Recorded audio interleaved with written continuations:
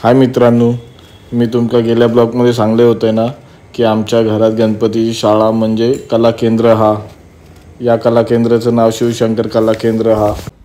शंकर म्हणजे माझ्या आजाचं नाव येतं, त्याका शिव जोडलं मी शिवशंकर काकान माझ्या शाळेचं नाव देऊन टाकल्यान। आणि अशा प्रकारे बघा गणपती कसे मोठे मोठे लांबून लांबून लोकांनी नेऊक येतात देवगड मालवण बिलवणपासून। यो माझो भाऊ हितेश बांदकर गणपतीचे सगळे म्हणजे ऑलराऊंडर हा गणपती रंगवण्यात। मस्त एक वेगवेगळे कलर बिलर ह्यो डिसाईड करता, शेडिंग बिडिंगपासून सगळा काम।